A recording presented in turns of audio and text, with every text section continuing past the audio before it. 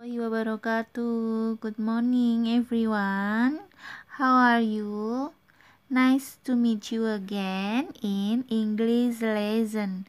Of course, with me, Miss Atia. Okay, last week we had studied about introducing ourselves and the other. And now we are going to discuss about pronouns. Ya, minggu kemarin kita sudah diskusi tentang bagaimana kita memperkenalkan diri kita atau memperkenalkan orang lain. Dan hari ini kita akan diskusi tentang pronouns. Oke, what is the pronoun? Apa sih pronoun itu? Ya, what is a pronoun? Pronoun is one of the 9 parts of speech in the English language is the pronoun. In English grammar, pronoun is a word that substitutes for a noun or noun phrase. Jadi, pronoun itu dalam bahasa Inggris ada istilah pronoun, yaitu bagian dari sebuah kalimat. Ya, selain subjek, predikat, ada noun. Noun itu apa? Ada noun. Noun itu kata ganti orang lah. Pronoun itu adalah substitutes, menggantikan kata ganti orang. Misalkan Atiyah itu bisa diganti dengan pronoun. Atiyah itu apa? Oh, dia seorang perempuan, berarti pronounnya she gitu ya. Atau I atau you itu namanya pronoun. Pronoun itu kata ganti orang atau seseorang, kata ya. Terus in the most simple terms, a pronoun is a word which take the possession of a noun. Posisinya sama, pronoun itu posisinya sebagai noun, sebagai kata ganti orang. Oke, itu pronoun. Nah, pronoun itu macam-macam. Ada personal pronouns. Apa aja personal pronouns itu? Nah, di personal pronouns itu ada 2 jenis. Subject pronouns and object pronouns. Subject pronouns contohnya apa? Itu ada di situ ya. I, you, he, she, it, we, you, they. Kalau objek, we, you, him, her, it, us, you, and them. Ini Ibu udah kasih contohnya. She give me some fruit. She is a pronoun. Pronoun yang sebagai subjek. Give me. Me itu kata ganti pronoun yang objek ya. I talk them about e-learning application. I pronoun as subject. And then them is pronoun atau objek pronoun. Ya, beda ya. Ketika posisinya sebagai subjek I, nanti ketika jadi objek jadinya I jadi me. Ya.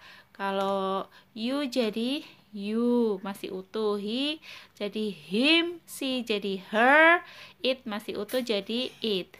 We, kalau subjek we, objeknya jadi us. Ya, itu ada di situ ya, ada subjek pronoun dan objek pronoun. And then possessive pronoun atau kata ganti kepemilikan ya. Misalkan my shirt is green. The shirt is mine. Ya. Kalau possessive adjective my, kalau possessivenya pronoun jadi mine. Your book is new. The book is yours ya. Kalau di belakang jadinya yours. His pillow is soft.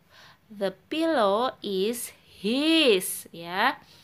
Ini contoh-contoh possessive pronouns. And then reflective pronoun. Reflexive pronoun. Contohnya I jadinya myself. Kalau you jadinya yourself. He jadinya himself. She, herself, it, itself. We jadinya ourselves. Kenapa kok selves kok nggak sama dengan myself, yourself? Because it is plural. Banyak ya, jamak. Kalau jamak orangnya lebih dari satu, itu namanya plural.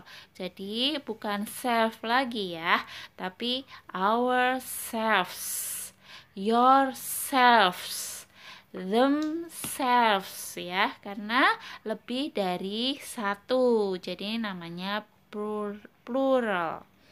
Ini contoh-contohnya. I've told myself that 100 times. You are too young to go out by yourself.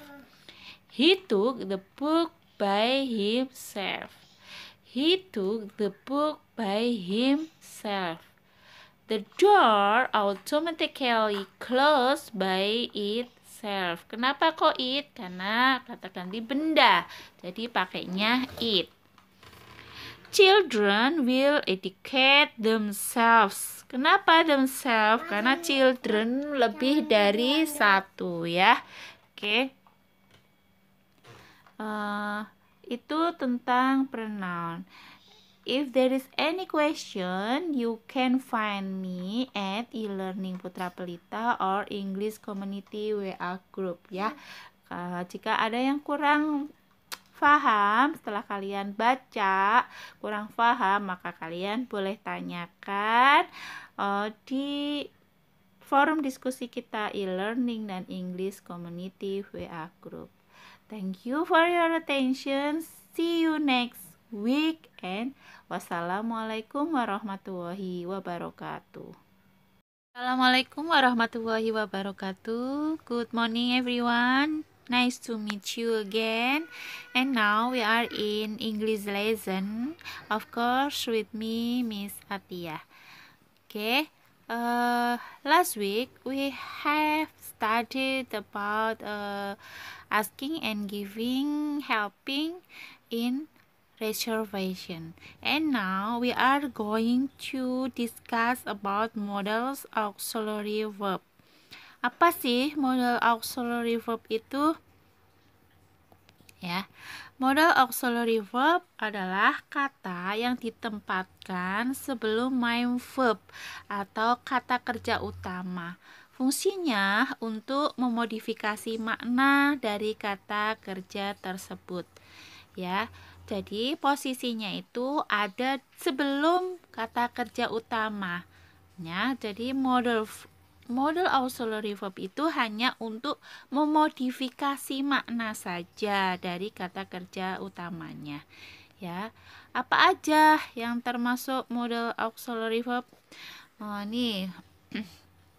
Model auxiliary verb itu berfungsi untuk mengekspresikan willingness atau kemauan, auto ability atau kemampuan, necessary atau kebutuhan, dan possibility atau kemungkinan. Models dalam bahasa Inggris sebagai kata kerja bantu dan tidak dapat berdiri sendiri. Oke. And next, apa aja yang termasuk model auxiliary verb? Ini contoh model auxiliary verb. Ada could, ya. Contoh penggunaan could. I could play, I could help you. Nah, apa aja yang termasuk model verbs itu? Kalau ada, ini ada tipe dan use, tipe dan penggunaannya. Kalau ability itu kemampuan, kamu bisa pakai can atau could. Kalau permission atau permisi atau minta izin, kamu bisa pakai can, could, or may.